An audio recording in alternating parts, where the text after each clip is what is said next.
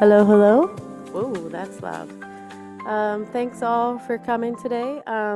Muchas gracias You are at por session venir 4, el día de hoy. Growing by Estamos en la Southwest Farmers for sesión Southwest 4. Farmers, Trials and Pipeline for Regionally Esta Adapted Certified Organic sesión Cover Crop tiene Seed. como nombre Cultiva And I por know y'all agricultores have del seen suroeste para this agricultores del many sureste, times ensayos y already, proyectos de but we're going to semillas de just go over cultivo con community cobertura agreements one more ecológica time. certificada adaptados a la región.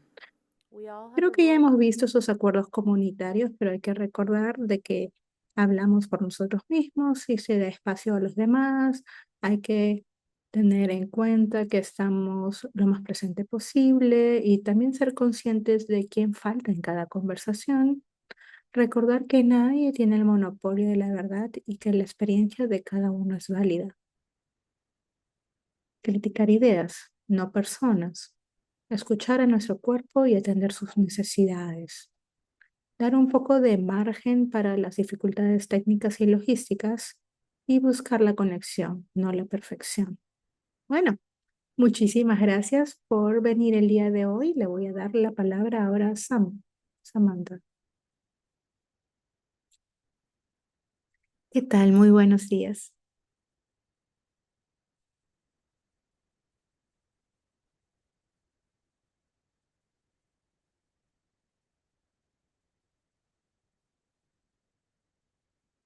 Voy a pedirle a los panelistas que se presenten, que nos expliquen dónde trabajan y cualquier otro detalle que quisieran agregar en su breve presentación. ¿Sí?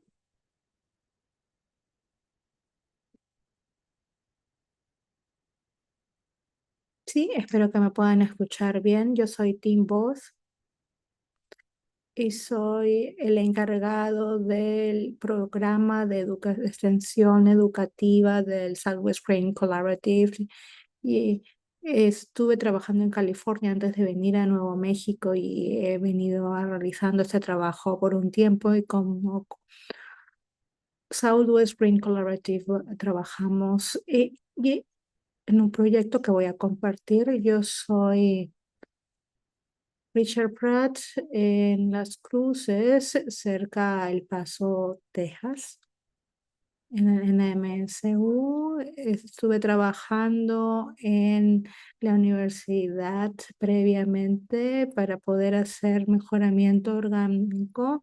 Y bueno, luego de haber dejado el estado de Nuevo México, me di cuenta que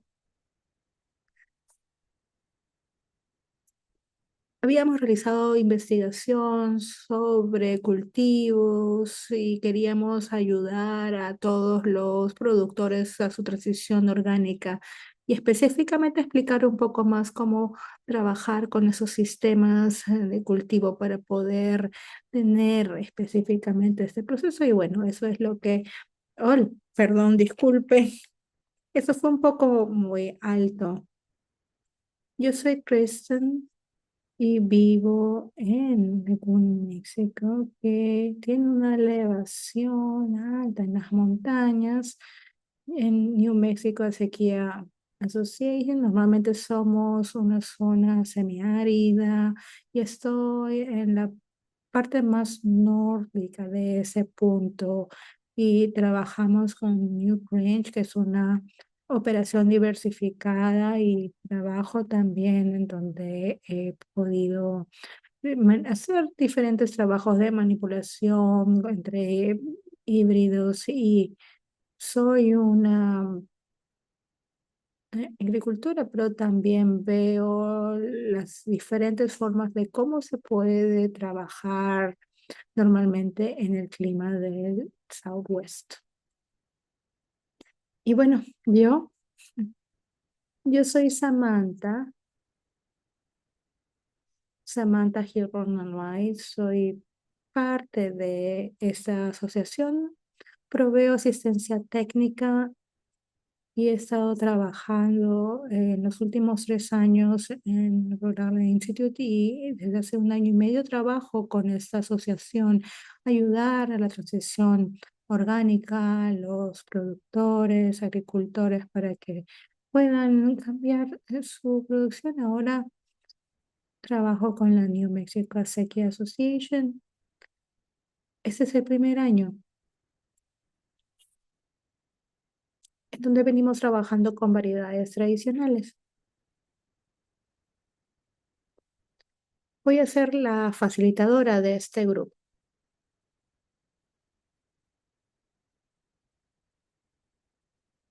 Y bueno, Dan no puede estar aquí, pero vamos a presentar sus videos al final porque él es un colaborador clave y él está en Colorado.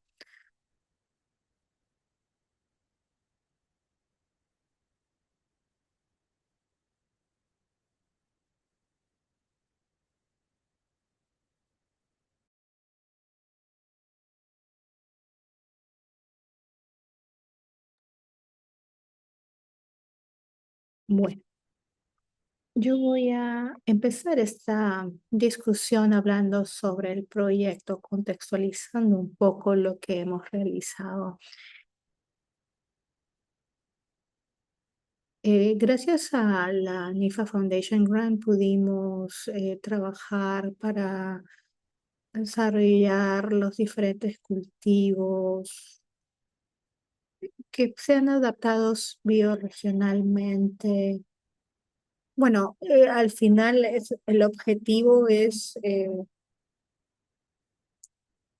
poder amplificar ese conocimiento y que se replique entre los productores en la región o hasta más allá, si es posible. Nuestro proyecto empezó con una oportunidad para poder crecer maíz, gracias al apoyo de la Hacienda en ley, y trabajaban también en Oaxaca y en otras regiones, y nosotros pensamos, ¿por qué no? ¿Por qué no hacerlo aquí en Nuevo México? Estas variedades que han sido protegidas y cuidadas por muchos años por los agricultores, hicimos grupos focales y vimos que había realmente un interés. Empezamos a hacer la difusión y buscar a personas interesadas que quieran participar en el programa para que pueda probablemente ingresar un poco más de efectivo a sus comunidades, sí, porque a veces es difícil que puedan tener acceso a fondos financieros y obviamente a veces estos están muy alejados de los mercados cuando empezamos con las pruebas, los clientes locales, así como los de la IP, les gustó mucho la calidad y nos preguntaban los clientes, qué más tienen? ¿Qué más pueden cultivar? Y entonces pensamos en qué tan buena podría ser la rotación, tener rendimiento no solamente por una temporada, una estación, sino constantemente. Querían cebada, trigo, frijoles, locales, por los que empezamos a hacer pruebas de diferentes granos y frijoles y pudimos ir bastante bien porque lo que buscábamos era adaptarnos a la región y prácticamente nuestros productos se han vendido bastante bien. También tenemos, por ejemplo, cebada, la cual vendemos bastante bien también.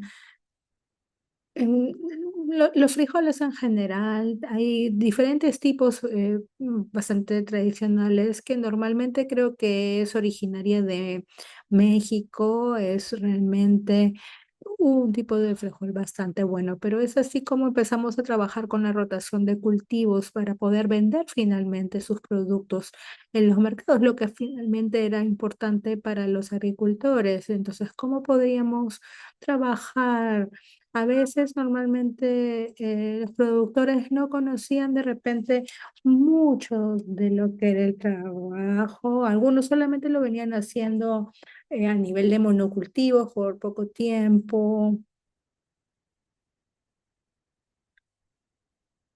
Empezamos trayendo coberturas que podrían, en esos cultivos de coberturas que podrían ayudar. Algunos empezaron a hacerlo de forma espontánea y vimos cómo finalmente aumentaban las semillas, pero normalmente esos cultivos de cobertura realmente se trajeron de Nebraska o hasta de California. Y realmente estuvimos haciendo ese trabajo de buscar semillas. En algunos casos, comprar las semillas era muy costosa, pero intentamos conseguir cubrir el costo. Lo que hacíamos constantemente, trabajamos con un presupuesto bastante pequeño. Y cuando nos dimos cuenta de que podemos tener esos granos, 6 años luego de que empezó el proyecto, se nos ocurrió de que podríamos de pensar si nosotros podemos tener, por ejemplo, granos, nosotros también podemos trabajar directamente, tener nuestros propios cultivos de cobertura, podríamos hacerlo aquí en Nuevo México para reducir los costos de la compra, sobre todo para la comunidad orgánica. Y lo estábamos pensando, queríamos tener semillas certificadas orgánicamente de cultivos de cobertura y nos dimos cuenta que la asociación el 2022 publicó un documento que confirmó nuestra noción que la necesidad de los cultivos de cobertura y de las semillas en general aumentaba, pero el suministro no aumentaba, entonces había una real necesidad. Siguiendo nuestra filosofía, pensamos que si podíamos convertir estos cultivos de cobertura en una semilla para el mercado, podría ser realmente muy útil para poder continuar el negocio y el flujo de caja. Vamos a probablemente hablar posteriormente sobre ese tema quizás, pero bueno, ese es un poco los antecedentes de lo que nosotros hemos hecho. ¿Te parece si continúo? No sé si ven las imágenes que están aquí atrás. Son un poco la vista aérea de la situación de nuestro contexto. Imagínense que nosotros somos básicamente el punto cero para el cambio climático. Ustedes probablemente han experimentado ya sequías extremas, cambios climáticos fuertes. La capacidad de irrigación es muy importante en la agricultura. Realmente hay agua superficial, hay derechos de acceso para esas diferentes fuentes hídricas. Aquí ven, por ejemplo, una represa en la pantalla. Normalmente el construir, por ejemplo, ese tipo de represas evita de repente que hayan inundaciones históricas, pero también nos hace que tengamos que confiar en cuándo se puede liberar la cantidad de agua que se almacena y obviamente impacta a los otros estados más adelante o los lugares más allá. Asegurarnos de que nuestra situación hídrica es clave y lo que hace que finalmente también la agricultura lo sea. Cuando uno específicamente habla sobre la agricultura ecológico, uno piensa en producción sostenible, ecológica y también la construcción de un suelo rico, nutritivo, que reduzca, por ejemplo, las escorrentías en temporadas de lluvia. ¿Cómo podemos aumentar la humedad para que ésta tenga la capacidad de retención necesaria para poder tener una agricultura sostenible? Tenemos que plantearnos las técnicas de producción ecológica, específicamente para alcanzar este objetivo, para no tener suelos muy secos, sedientos de agua en verano. La pregunta sería, ¿cuánta agua deberíamos de darles?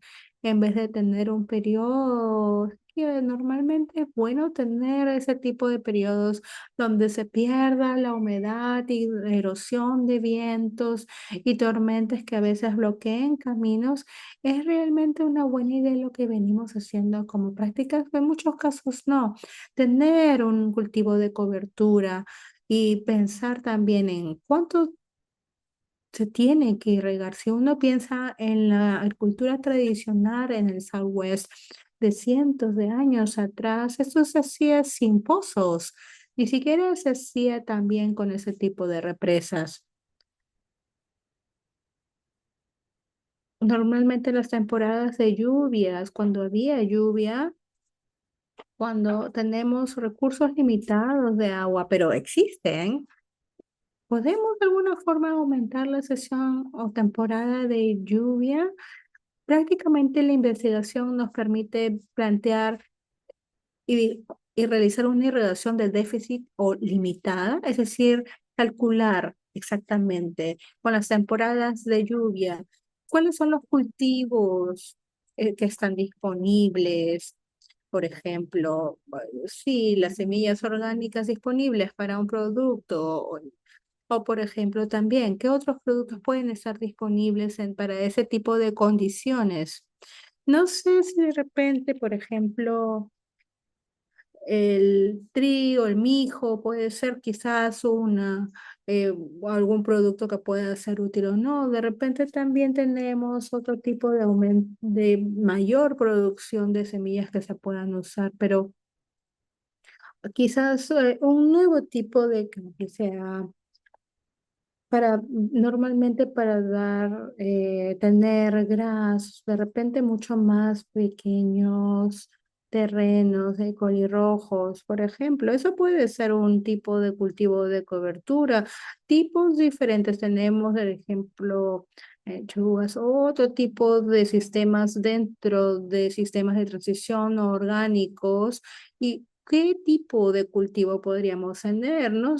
¿Qué se hace? Hay que preguntar en la alfalfa, por ejemplo, como ven en la imagen, que normalmente cuáles son esos cultivos de cobertura más importantes. Y sí es cierto, en muchos casos utilizan mucha agua, pero ¿cuál es el horizonte futuro para ese tipo de cultivos? ¿Podemos pensar posiblemente en reemplazar la alfalfa con otro tipo de vegetal que pueda tener también un alto nivel nutricional, pero de repente un menor requerimiento de agua? Es ahí en donde hemos venido trabajando, es ahí donde, por ejemplo, otros tipos de cultivos de cobertura pueden funcionar, que tengan una buena calidad. Lo que realmente no sabemos es qué tanto nitrógeno se agrega a los suelos, simplemente se asume. Puede ser un supuesto razonable, pero nuevamente hay que ir a verificar las raíces y ver exactamente que todo esté bien. Sí, todo bien.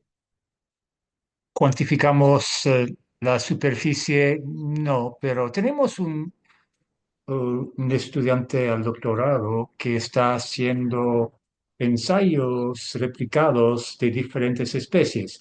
Está estudiando el servicio ofrecido por estos cultivos en términos de supresión de malezas al sistema de cultivos.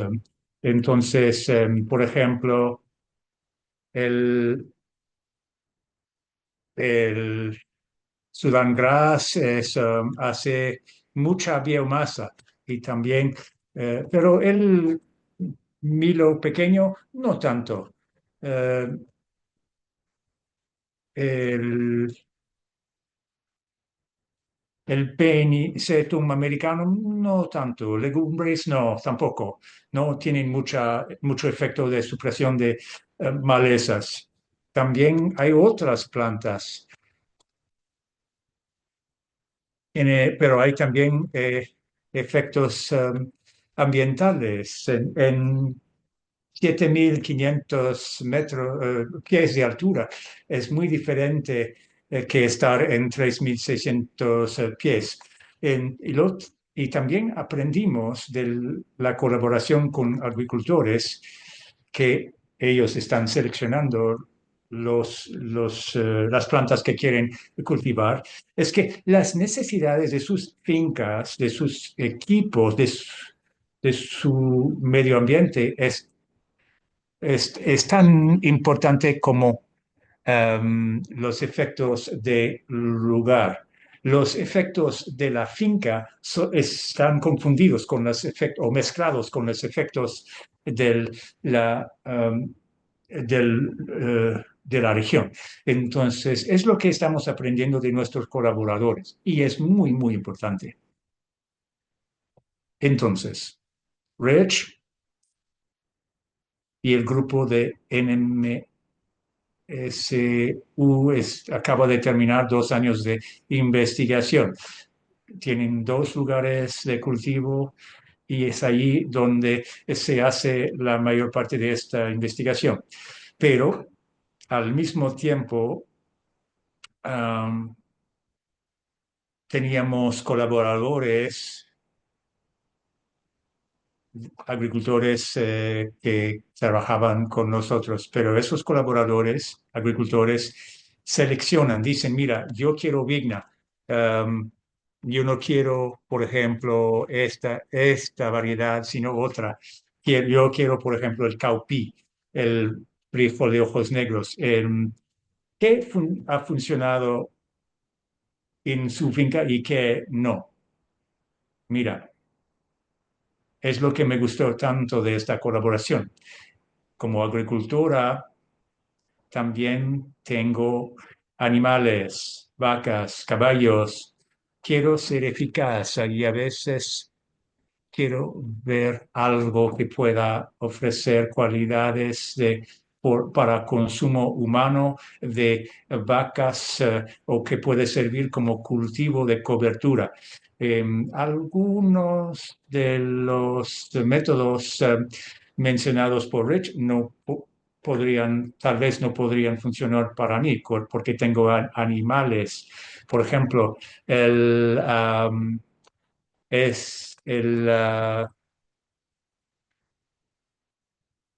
el sorgo Drummondi o sorgo de Sudán no funcionaría porque crea cianuros. Después, otra planta tiene epífitos, eh, o sea, hongos, pero eso puede crear un problema de patógenos con las vacas.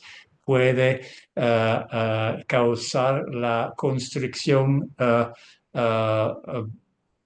en uh, eh, eh, su sistema vascular.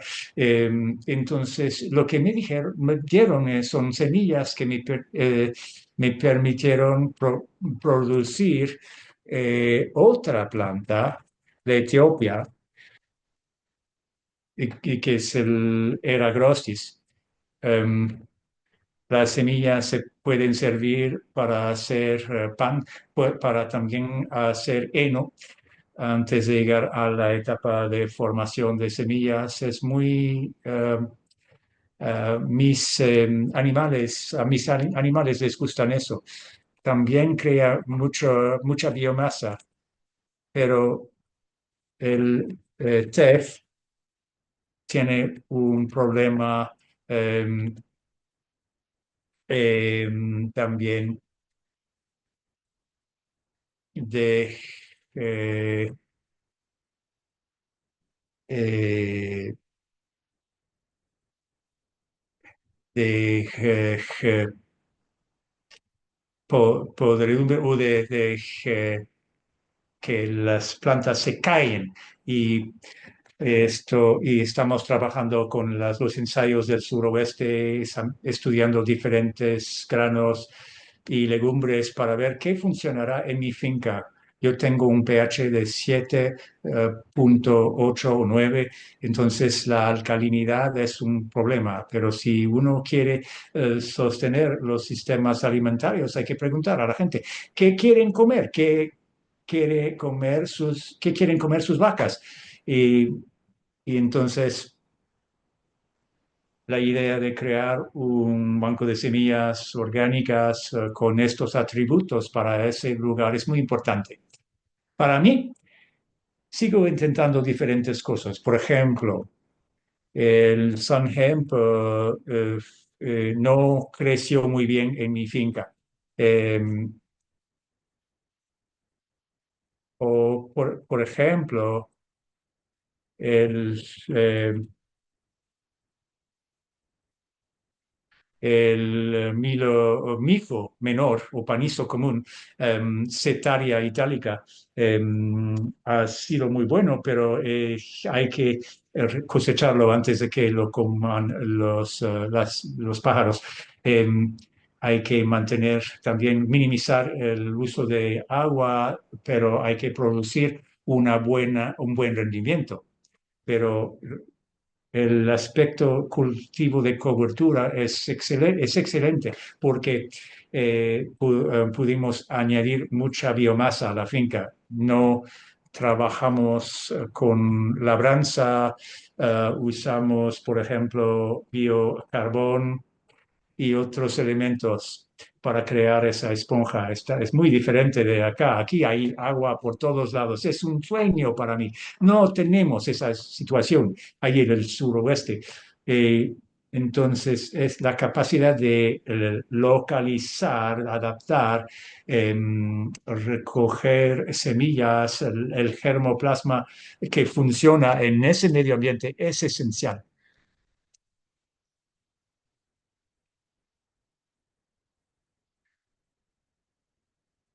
También quisiera hablar de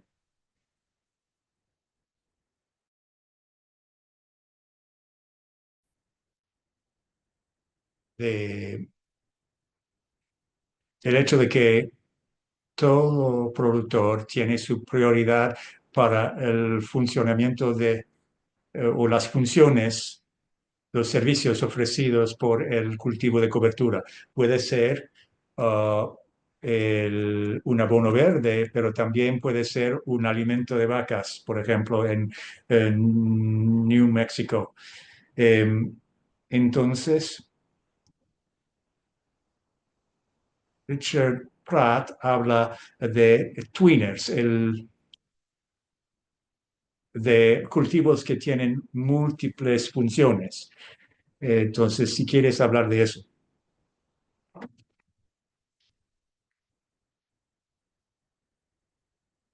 Sí, hay muchos cultivos, muchos de estos cultivos tienen varias funciones, como dijo Kristen. Me gusta mucho el mijo menor. Es diferente de los otros milos o mijos. Eh, no da mucha biomasa, pero el Penicetum glaucum, pero puede ser una ventaja porque se puede cosechar para heno fácilmente. Es muy preferido por las vacas. Tiene valores en nutrientes muy altos. Como forraje puede ser muy, muy útil. Tenemos algunos datos sobre eso, pero desde el punto de vista de la gestión de los campos, puede ser útil tener un cultivo de cobertura en la sucesión que sea un poco menos productivo. En vez de tener tanta biomasa, porque tienen que, aunque eh, si tienen mucha biomasa, tienen que esperar a que se deteriore antes de sembrar otro cultivo. Con el mijo menor, lo que hemos observado es que puede ser útil antes de un cultivo de hortalizas, por ejemplo, para que tienen que sembrar ahora mismo para poder lo vender o para poder responder a los cambios estacionales. Es, hay que hacerlo de manera muy eficaz, como lo saben. Entonces, el mijo menor es algo que es subestimado. La gente no lo conoce pero tiene buenas ventajas. Ahí está un ejemplo. Quería también presentarles algunos datos sobre calidad de forrajes que acabo de recibir, pero primero quisiera agradecer a los organizadores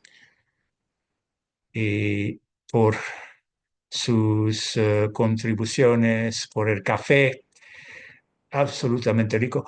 Y también quisiera reconocer los organizadores del panel de NIFA, transiciones orgánicas. Bueno, el mijo menor, sí. Entonces, puede ser un cultivo eh, que sirve a forraje, da 58% digestibilidad eh, entre los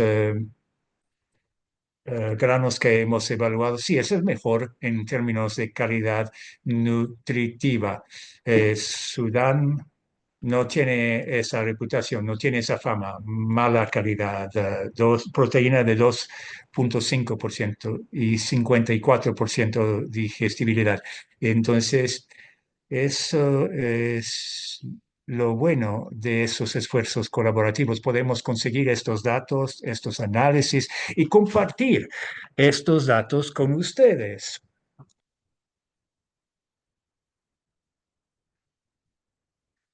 Al estudiar estas cifras, me digo que el valor de Phaseolus acutifolius latifolius es semejante al del Calpi. Hubo unos estudios en Tucumcari, en New México, producían el caupi. ¿Por qué desapareció?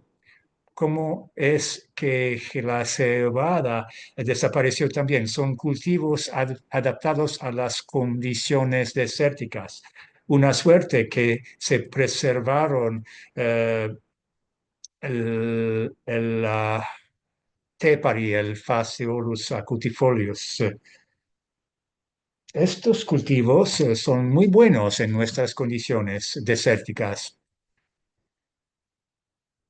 Otro elemento que quisiera presentar sobre estos cultivos multifuncionales es que la mayoría de nuestros cultivos actuales han sido adaptados, eran cultivos de granos, no han sido seleccionados para ser cultivos de cobertura.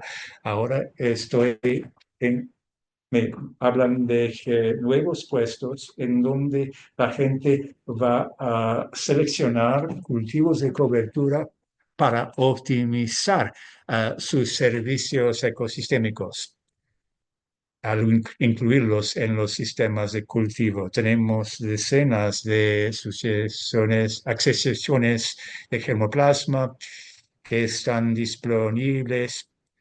Estamos estudiando el germoplasma de sorgo.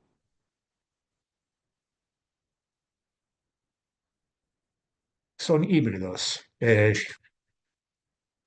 germoplasma, sí, y son híbridos y quisiéramos tener variedades a polinización abierta para que los productores puedan conservar y resembrar sus semillas. Si quieren, por ejemplo, intercambiar el germoplasma o hacer contratos para empresas semilleras, sería posibilidades. Eso es una buena transición hacia lo que tiene que decir Dan. Vamos a escucharle a Dan. Espero que todo va bien en Colorado. Vamos a ver. Un poco de contexto. Dan está a un nivel muy alto, muy ideal, produciendo semillas, cosechándolas, vendiéndolas. Él sabe hacer todo esto. Muchos agricultores no lo saben. Están aprendiendo. Él está en un nivel más alto.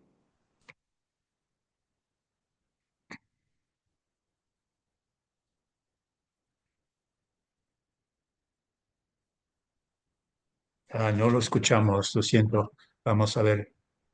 Los intérpretes tienen un problema. Tenemos que, durante muchos años, no, todavía no. Los intérpretes tienen que pedir que se corrija el problema.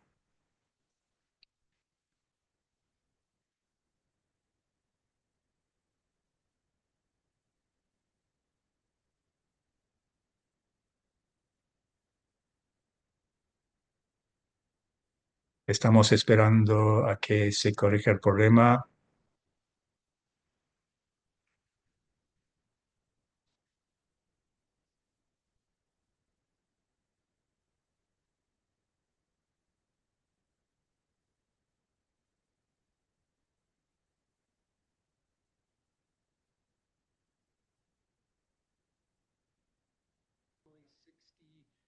Esperamos, no será muy largo, estamos esperando, pero las condiciones no permiten la interpretación en este momento. Large for us, a couple acres of chili, diverse small scale seed production and garlic. We also have a bakehouse. Ahora sí, gracias por su espera. Ahora tenemos unas instalaciones de 5.200 pies cuadrados. Estamos fabricando varios productos de cereales. Estamos abiertos 2 días por semana. Entonces, voy a presentar algunos aspectos de nuestros cultivos.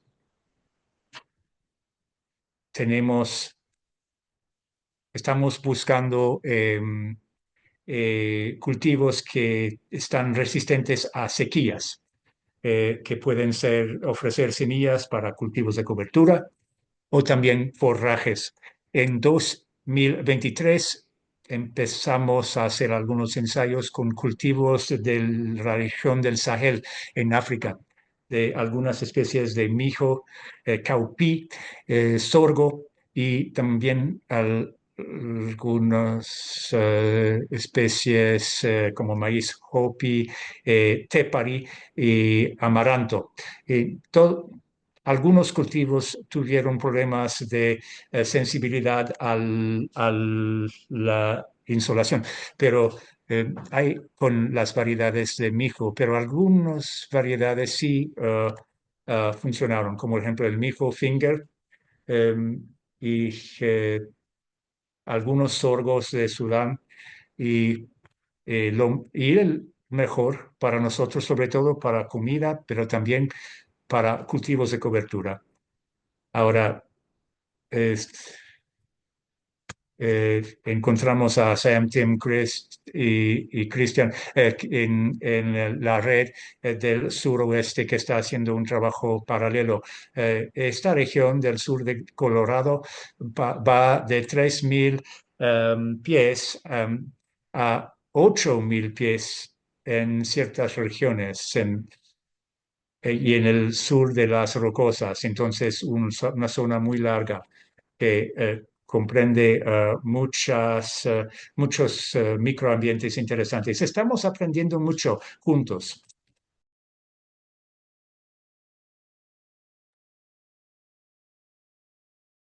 Estamos muy entusiasmados con el potencial del Durams. Aquí en el sureste normalmente se plantan en primavera, pero hemos empezado a hacerlo en otoño. Por ejemplo, estamos intentando prepararnos para la siembra de otoño. Y esto ya sabes que es clásicamente una gran plantación y es bastante tolerante al calor. Llevamos 30 años de sequía y las condiciones de cultivo son muy difíciles la mayoría de los años. Y es que cada vez es más importante identificar cultivos que puedan sobrevivir con menos agua. Así pues, estos cereales y leguminosas son extremadamente importantes en la mezcla de granja ecológica para conservar el agua. Podemos dedicar más recursos hídricos al chile, por ejemplo, y a otros cultivos hortícolas, porque la mayoría de esos cultivos de los que ya venimos hablando se riegan 2 o 3 veces y siguen teniendo un rendimiento sustancialmente bueno. Se está volviendo muy importante para nuestros sistemas. Y también hay, supongo, una pieza de trabajo. Cada vez es más difícil encontrar a personas que puedan realmente trabajar con estos cultivos intensivos de tipo especializado. Y así los granos y las legumbres son mucho más fáciles de manejar de forma menos mecánica.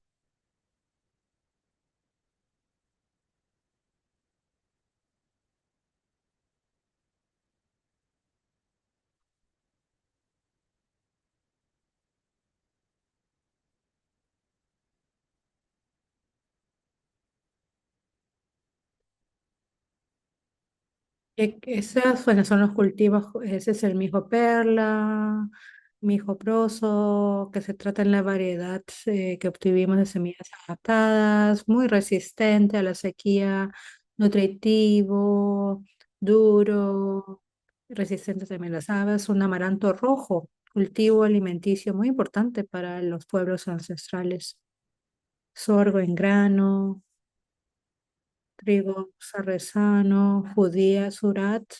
Fue interesante de cultivar, pero la temporada fue bastante larga para nosotros, ¿no? Acá tenemos los topis, que es lo más alto. Normalmente, como pueden ver, estos son los diferentes tipos de coberturas. El cultivo, pienso, es un cultivo sorprendente. Trabajar con tres variedades, las que tenemos en la antigüedad de los frijoles, por ejemplo, que es alguno de los cultivos más resistentes a la sequía, hace que sea un poco retador en algunos casos, pero estas variedades de maíz del sureste son simplemente increíbles. Imagínense, este maíz águila es una variedad clásica y eso se produjo sin riego y quizás creo que con solamente una lluvia.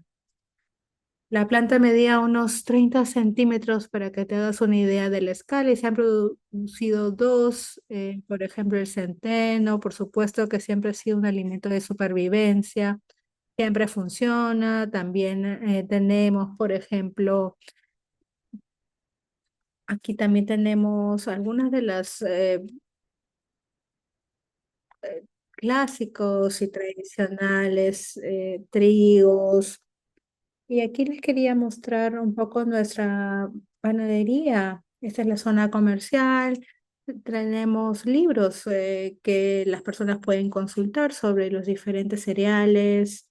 También tenemos algunas muestras de maíz, las espigas del maíz y nuestras semillas y productos de valor agregado. Muchas gracias por la oportunidad y que tengan una muy buena conferencia.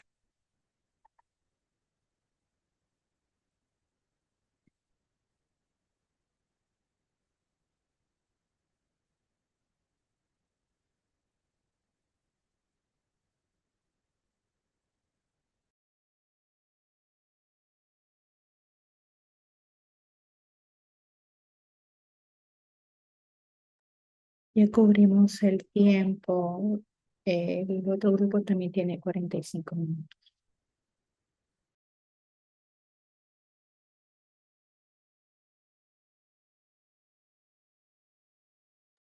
Muchas gracias. Gracias por esa presentación.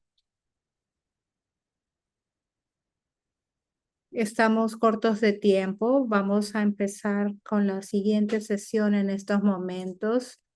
Gracias por su paciencia y atención. Igual todos los panelistas estarán aquí en la sala, por lo que si quieren hacerle consultas pueden acercarse a ellos. Queremos invitar en todo caso a los siguientes, la red de semillas del noreste echa raíces.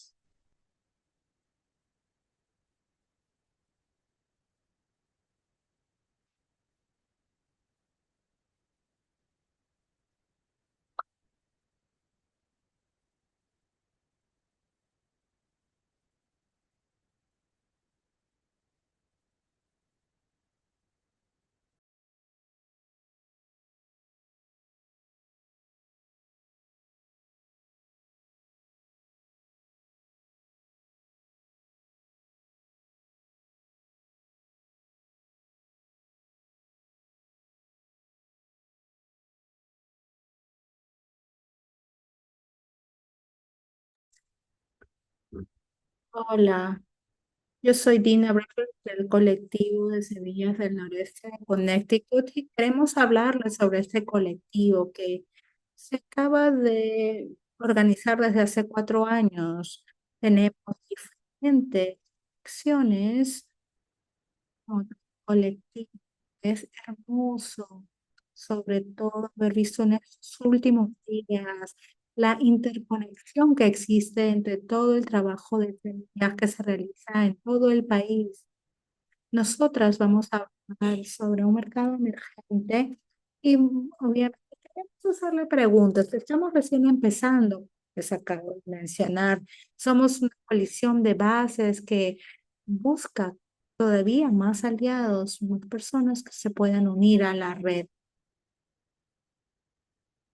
Hablamos de lo que son esas semillas de las que voy a hablarles en algún momento, pero lo que quiero antes es explicarles cómo yo me hice parte del colectivo también. Normalmente, ¿cómo voy a hablar sobre semillas? Probablemente hace 5 años atrás quizás ni siquiera lo hubiera imaginado.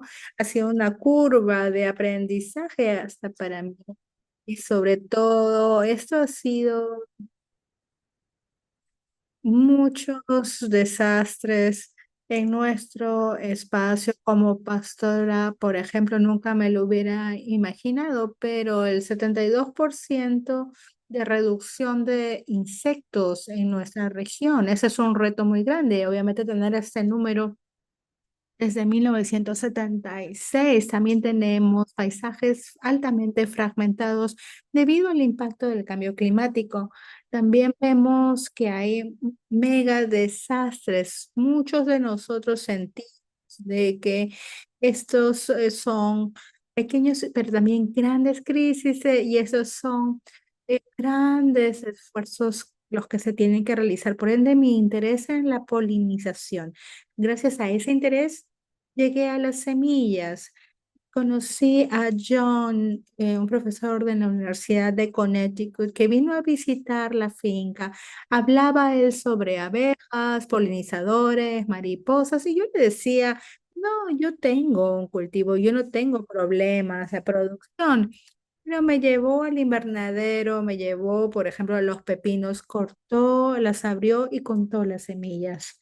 Me dijo, la polinización no solamente es un cambio, es algo que se enciende y se apaga. Acá tienes, por ejemplo, un- una fresa, tiene que ver con las semillas, la abundancia de insectos demuestra con cuántas semillas existen, por ejemplo, en una fresa.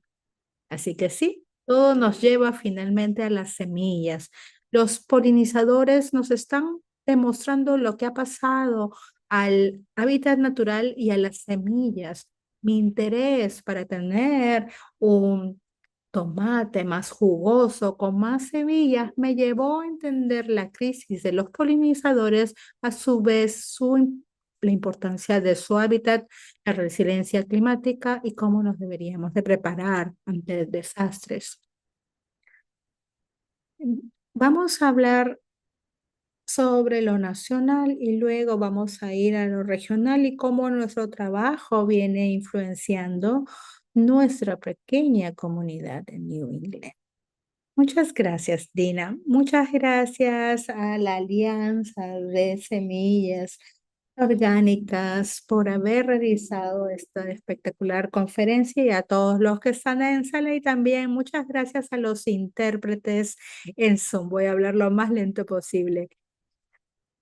Lo que vamos a revisar en este momento es algo que yo considero que cuando tienen, por ejemplo, la escuela de permacultura y la regular y no se conocen o interactúan, la idea es construir un puente entre la conferencia nacional, por ejemplo, frente a otras conferencias, semillas, que es organizado por el Instituto de Ecología que está aquí en Corvallis.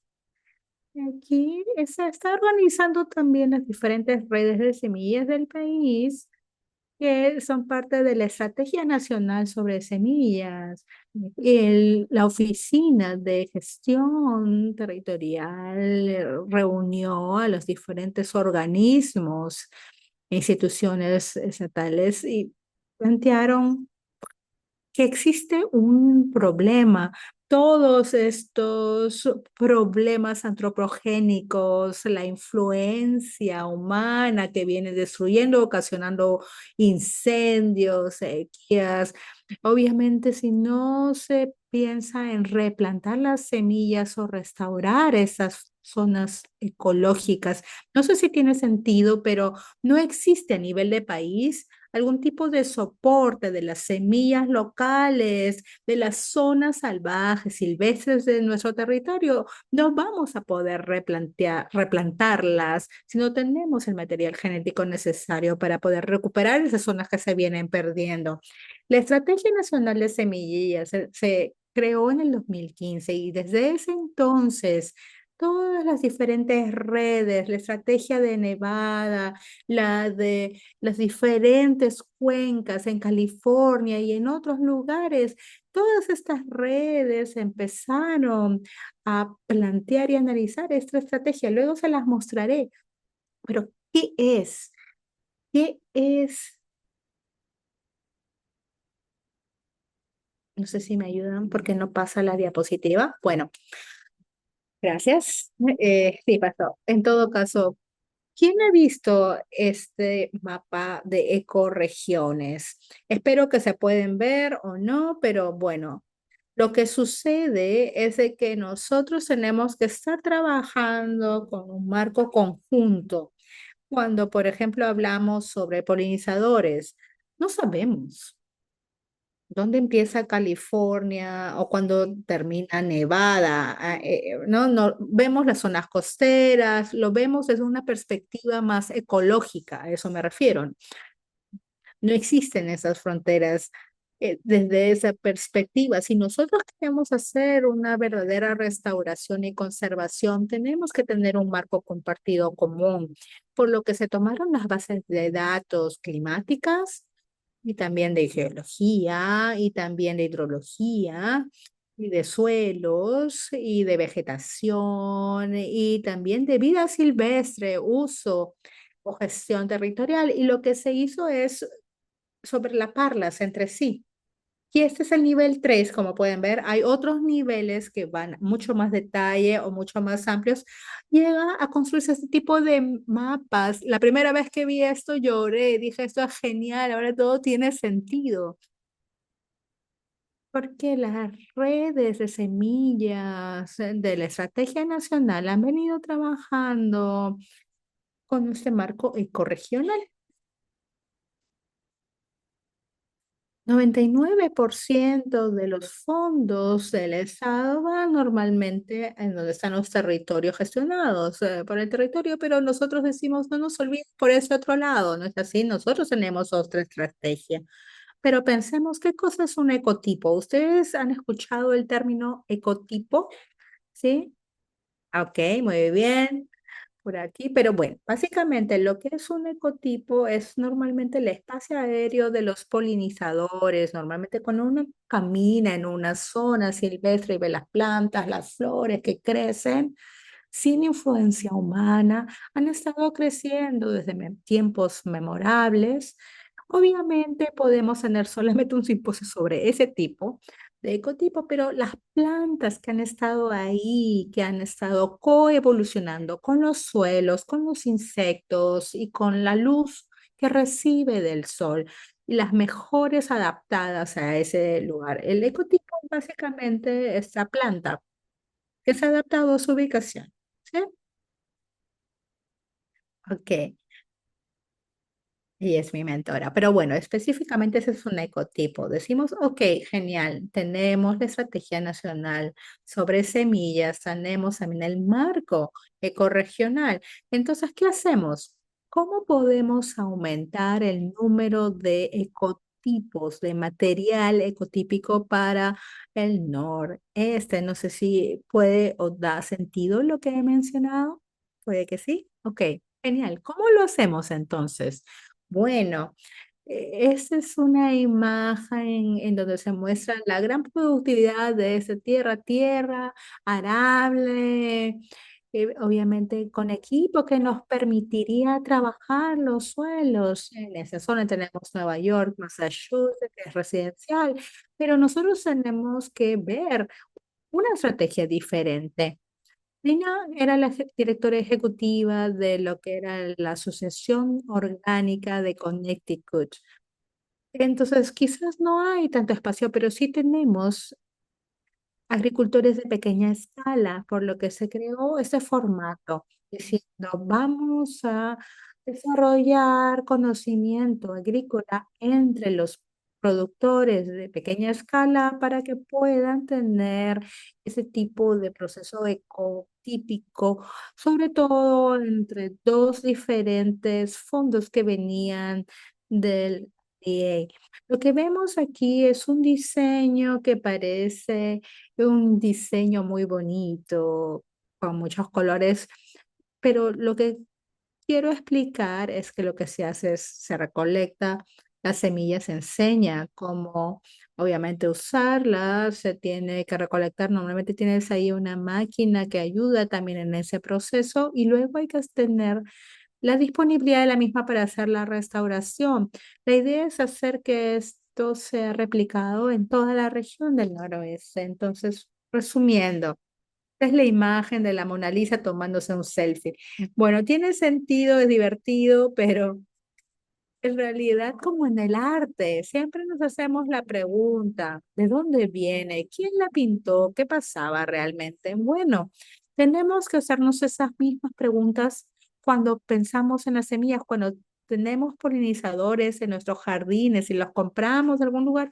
Quizás esas plantas no son originarias de aquí, no son nativas, de repente no son o necesariamente que vienen de una semilla particular de la zona. ¿Por qué entonces no promover plantas nativas, originarias del lugar? De esa forma vamos a atraer más polinizadores porque ellos están buscándolas. El programa que tenemos del proyecto Ecotipo, y yo trabajando en él, buscando en ese tipo de territorios, normalmente ahí con mi mochila y con papeles como el que ven ahí, buscábamos estas poblaciones salvajes, silvestres, que tienen que protegerse y cuidarse también. Y, perdón, creo que va bien, espero que los intérpretes no estén sudando la gota fría por allá, pero bueno, ok, entonces lo que hemos hecho con el movimiento es si no sabemos qué cosa estamos haciendo y vamos simplemente al silvestre, podemos a veces destruir la población. Entonces la idea es asegurarnos de que estamos trabajando con colectores capacitados que tienen los permisos para poder recolectar en las zonas en donde trabajan y que hayan eh, utilizado ese tipo de formato, que describan con claridad el tipo de suelo. Es una gran responsabilidad para poder salvaguardar realmente estos recursos naturales, sobre todo cuando hay muy pocas zonas naturales en este territorio. Ahora tenemos las semillas y sabemos sus orígenes, pero aquí en el noreste, en este momento del año, hay dispersión de semillas por viento. Las semillas tienen que pasar por esos ciclos de congelar, y congelarse, descongelarse, etcétera. Entonces, eso se llama estratificación. Yo sé que ustedes saben lo que es. Em, entonces, digamos que tenemos una menta de montaña. Vamos a tener por lo menos 200 um, plántulas que vamos a dar a a los agricultores. Ellos dicen, sí, sabemos producir cultivos, pero es muy posible que nunca hayan producido semillas. Entonces, Entonces, hemos creado una caja de herramientas para saber cómo hacer esto. ¿A qué parece una semilla de este cultivo? Ah, Tuvimos que educarles ah, para saber producir, por ejemplo, cultivos perennes. Eh, Tenemos ahora muchos agricultores que están produciendo estas especies. Si es la menta de montaña, tenemos 200 plántulas y las producimos como cualquier otra cosa. ¿Cuánto, ¿Cuántas personas acá están participando en un tal proyecto? ¿Sí? ¿Bien? Entonces, ¿qué pasa? Después vemos crecer esa sinfonía ecológica. Como más se introducen diversidad en sus fincas y como más los polinizadores se concentran en sus fincas. Estamos viviendo en estas zonas fragmentadas, residenciales, y de repente están llegando a su finca porque estaban buscando justamente esas plantas. Para productores orgánicos, como más reciben eh, insectos benéficos, como menos necesitan em, proteger sus cultivos. Escogimos también especies que están floreciendo durante toda la temporada de producción, para que siempre haya comida para estos polinizadores. No les podemos invitar a un lunes y darles de comer lunes y no martes, para así decirlo.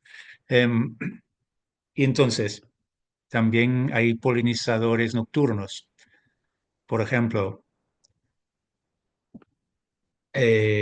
esta planta, que sus polinizadores son nocturnos, no los vemos de día. Entonces, aquí hay otra planta.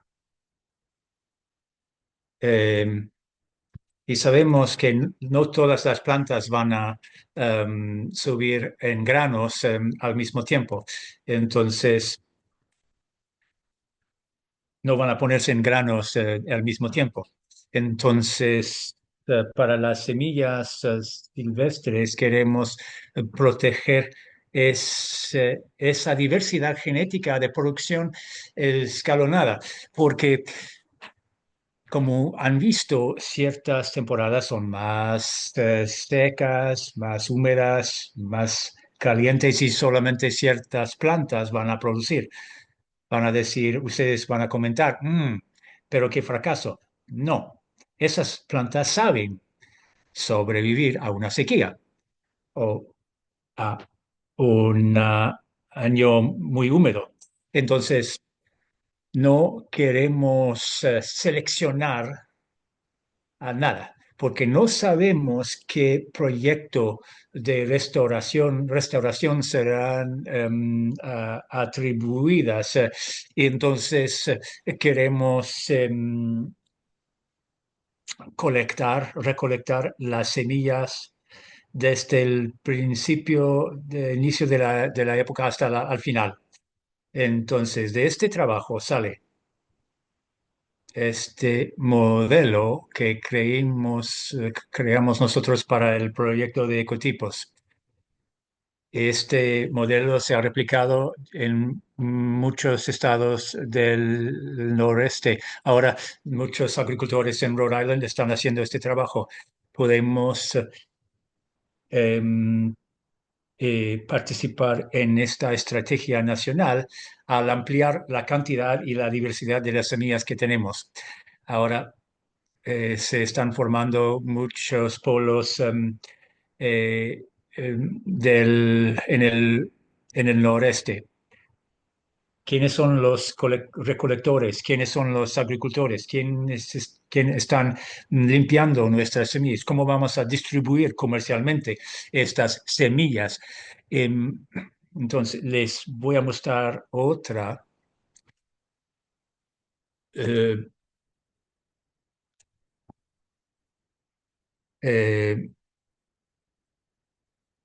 diapositiva. Mucha gente decía, queremos comprar esta semilla, ¿dónde se puede comprar? Y respondimos, no, no se puede, pero ahora sí, sí se puede. En esa época se aglutinaba la red de semillas del noreste. Mucha gente se integraba a este trabajo y empezamos a saber dónde están los botanistas, dónde están los cultivadores de semillas, dónde están los lugares donde se pueden limpiar. Creamos esta carta, este mapa para saber, para buscar por especie. Um, entonces les doy de nuevo la palabra a a mi moderadora, pero ella sí vuelve.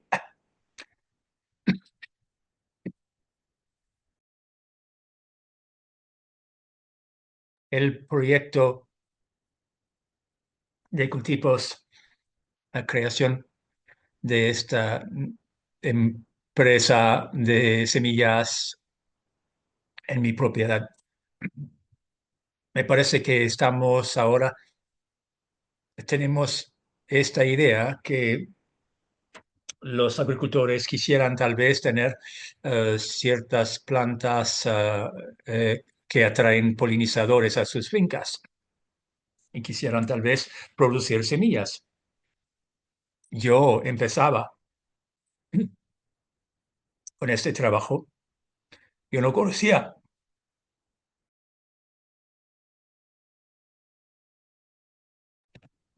el mundo de las semillas y tuve que entonces hacer lazos entre diferentes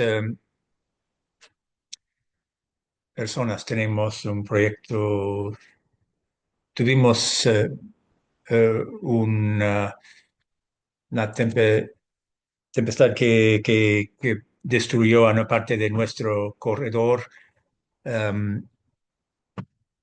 ripario. Perdimos dunas, gastaron miles y miles de dólares para resembrar plantas en las dunas, pero no sirvió. Es que las semillas no venían de nuestro lugar, no eran ecotipos nuestros. Y piensan en ese mapa, nuestra industria um,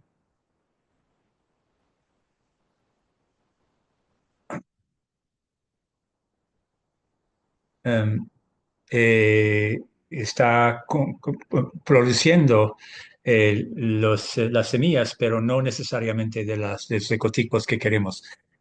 Por ejemplo, me di cuenta que no se puede comprar, por ejemplo, algún algodoncillo local, pero sino de Tennessee.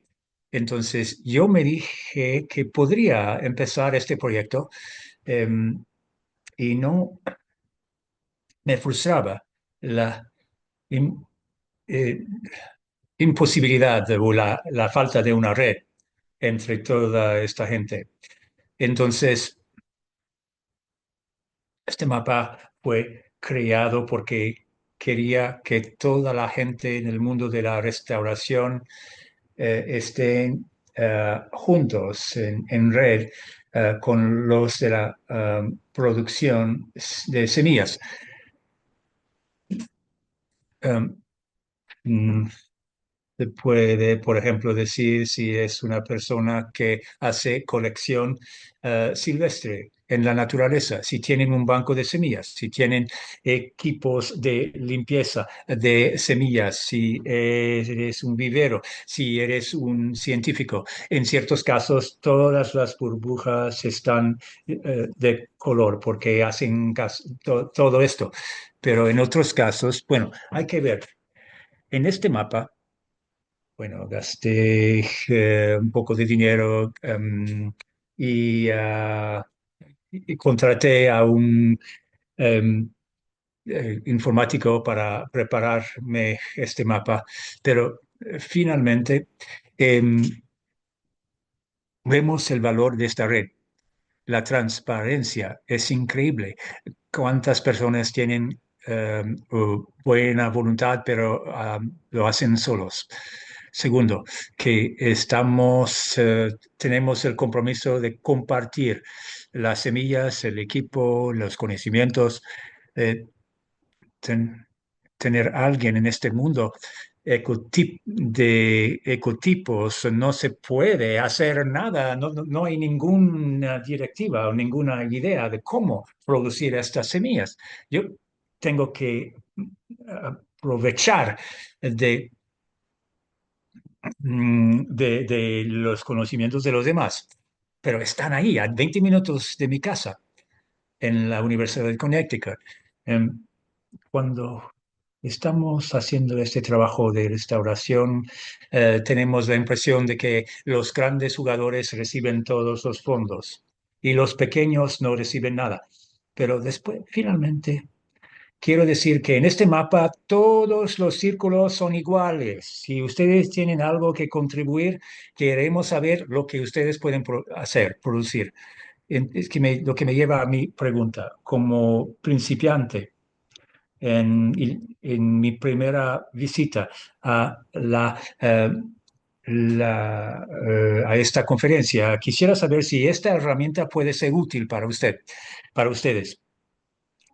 Este mapa, por ejemplo, puede servir al jardín botánico que está aquí. Si tienen un banco de semillas y que quisieran, por ejemplo, compartir, o si, por ejemplo, si es útil saber que el Native Plant Trust acaba de construir un acelerador de plantas indígenas nativas. Son miembros de esta red y quieren compartir. ¿Eso les sirve o no?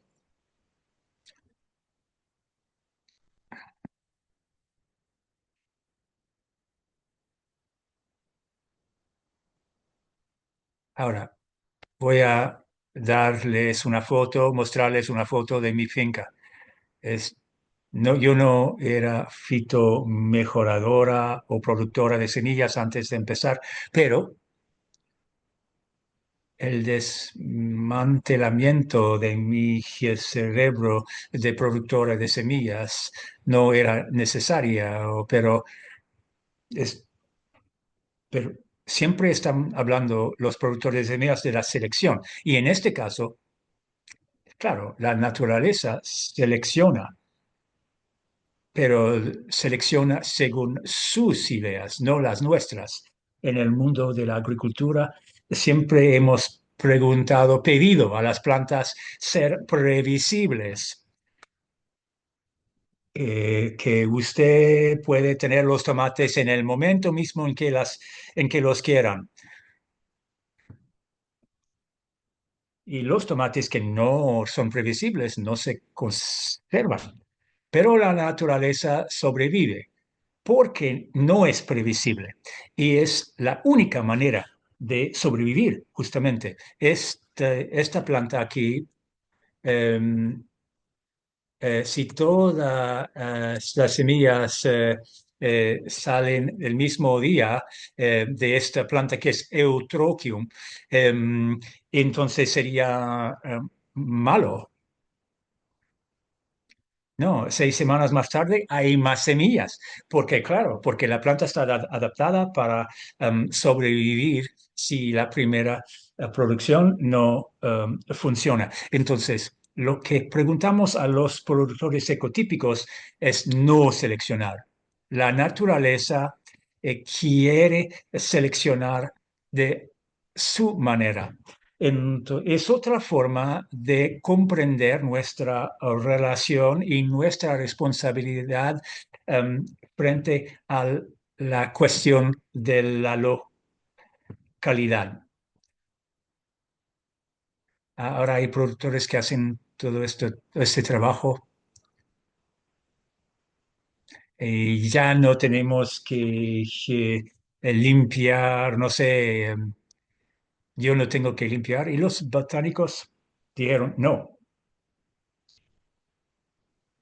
ese equipo es muy bonito, pero está seleccionando y ustedes no quieren seleccionar, no saben si esa semilla ligera que acaban de botar sabe algo que ustedes no saben. No hay que tirar esas semillas ligeras. Es decir, que las tasas de germinación serán muy bajas. Bueno, pero no importa. Es que puede ser que haya solamente una tasa de germinación de 20%, pero no importa. Es que esas semillas llevan la diversidad que la naturaleza quiere. Y es así como se debe hacer. Entonces, ahora en los aspectos prácticos voy a presentarles el modelo. Vamos a presentarles quiénes somos. A tiger by the tail, o tomar la cola del tigre es tal vez un poco dramático, pero somos 15 agricultores aquí que están produciendo y todos nosotros estamos trabajando juntos. Ahí estoy y yo con mi respiradora voy a hablar de la limpieza de semillas locales nativas y también socios que aceptaron o querían participar. Sí, necesito los servicios de polinizadores. Estas semillas pueden ir a un proyecto de restauración. Y es para mí algo que me gusta. Me gusta mucho lo que este cultivo nos ofrece. Y como como, y esto sirve porque somos pequeños, somos locales, no nos conocíamos antes. Las semillas se venden al costo de producción de los agricultores. Eso no es como se debe hacer. Tenemos un proyecto de muy gran valor y cada vez más estamos descubriendo que ese mapa regional eh, indica que necesitamos muchas explotaciones como esta, empresas regionales que están protegiendo sus propios lugares silvestres. Entonces, las grandes empresas semilleras ah, van a tener que buscar a localizarse o viceversa.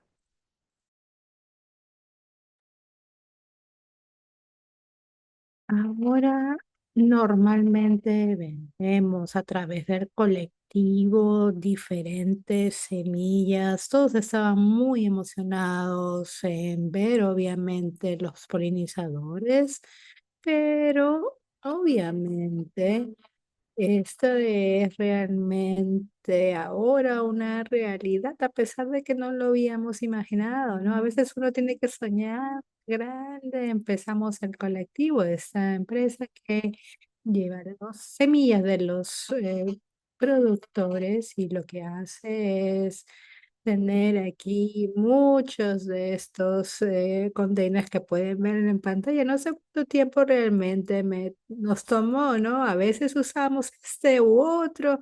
Es realmente tan impresionante. Ahora obviamente tenemos equipos más sofisticados, pero seguimos obviamente contando con el apoyo de todos. Me recuerdo de que teníamos prácticamente a alguien que estuvo súper cerca, como 1 hora y media prácticamente donde yo estaba y que no conocía y que al final, gracias a todo ese trabajo, nos conocimos. Bueno, también tenemos esta página web en línea en donde podemos hacer la venta específica de muchos de lo que tenemos y hay otros que están viniendo y nos dicen, hey, tenemos interés. No solamente por ejemplo, todo este jardín con polinizadores, sino por otro tipo de también procesos de restauración. Pueden visitar la página web. Tenemos, por ejemplo, la verbena azul que está creciendo en 3 diferentes productores en 3 bioregiones y se venden independientemente. Uno elige si quiere, por ejemplo, la ecorregión 48, 54, hay las diferentes opciones como pueden ver en pantalla.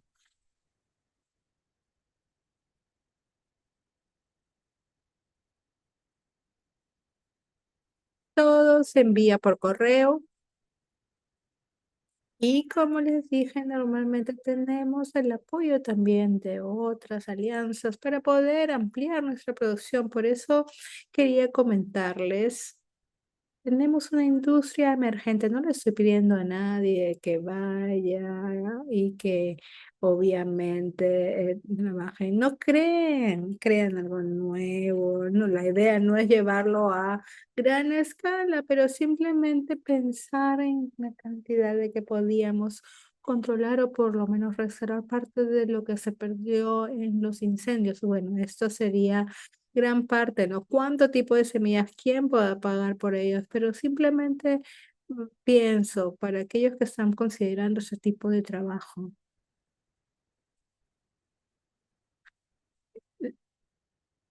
Aquellos que están trabajando, por ejemplo, con los diferentes granos, probablemente quizás quisieran trabajar de la mano, de repente quieran trabajar con alguna otra variedad que pueda ofrecer. Y nosotros aquí podemos acelerar los proyectos brillantes. Escuchamos el de la conferencia de hace algunos días, es decir, buscar esos vínculos, intentar esperar de que estas conversaciones nos permitan llevar a alinearnos, seguir trabajando de la mano y en la misma dirección. Tenemos este gremio de plantas creado. Antes de pasar a las preguntas, quiero mencionarles un poco sobre de qué trata, cómo normalmente comercializar estas semillas. Normalmente, obviamente, es muy poco predecible. El consumidor, yo creo que a veces también ha tenido problemas y a veces es muy interesante preguntar, por ejemplo, si se necesita un color verde o rojo o azul en el jardín, pero más bien hacer otro tipo de pregunta. ¿Necesita o quiere polinizadoras? ¿Le gustaría tener, por ejemplo, las mariposas? Es decir, que piensen sobre su espacio como todo un hábitat. No solamente porque quiero esta otra flor o esta otra de tal o cual color, sino realmente pensar en el hábitat, en lo que se necesita y lo que podrías tener también en tu jardín. Y obviamente, no sé, bueno, tenemos ya no sé cuántas sesiones o charlas que hemos dado sobre el proyecto, ¿no es así? Porque luego las semillas de tipo normalmente no es algo que se planta, no sé, en primavera, a veces es en el otoño y obviamente eso tiene que ver también con mucho de educación al consumidor y explicar. Tenemos estas nuevamente cajitas, ¿recuerdan la imagen que tenía del otro lado? Bueno, ese es normalmente que tiene todo un kit en donde tienen todas las herramientas, tienen también compost, semillas en diciembre, enero, febrero, se tiene, para que se protege para que obviamente los ratones quizás no vengan y van a tener luego el resultado después de, no se escucha en el Zoom lo que se está hablando en la sala, perdón.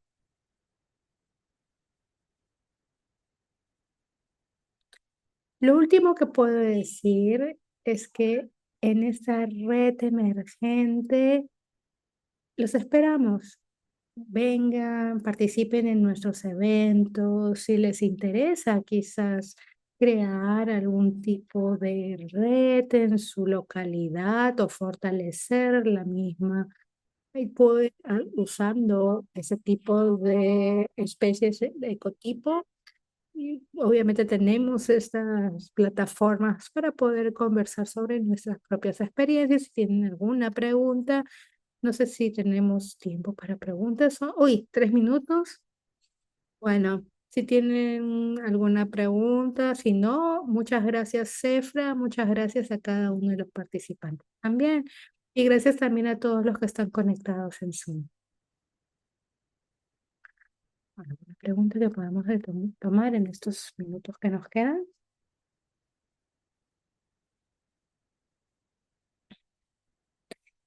Por favor, usen el micro en la sala para plantear su pregunta.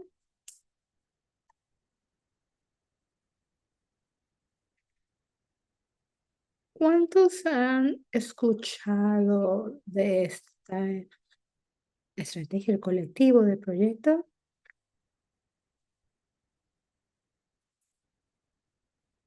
Y están aquí. Lo siento, en Zoom no se escuchó, voy a repetir. Ella fue la presentadora anterior que estaba hablando sobre el maravilloso trabajo que tienen en el Southwest, pero imagínense entonces si hay algo que ustedes pueden tener en mente luego de lo que acaban de escuchar. Piensen y vean todas las variedades de semillas. Bueno, el tema de los fondos en estos momentos, bueno, ok, pero sigan las conexiones, los vínculos, es importante, es realmente importante. Mm. Bueno, por lo menos podemos reírnos un poco de toda esta situación. No sé si esto se va a quedar grabado en Zoom. Bueno, perdón, es un comentario paralelo que, bueno, ok. Muchísimas gracias. Está por aquí y donde nosotros estamos también. Pueden contactarnos. Esos son nuestros correos. Gracias.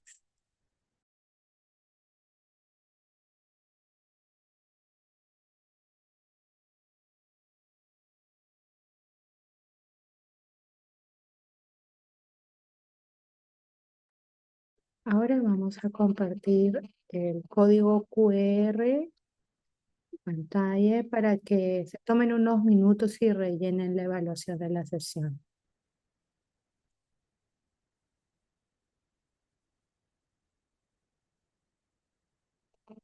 Muchas gracias.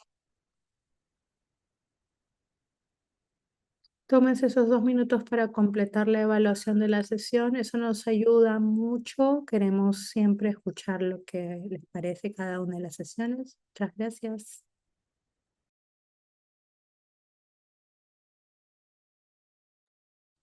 La presentación se realizará después de la pausa de 15 minutos. Tenemos a nuestra oradora estelar, por favor. Después de la pausa se realizará aquí en esta sala. Gracias.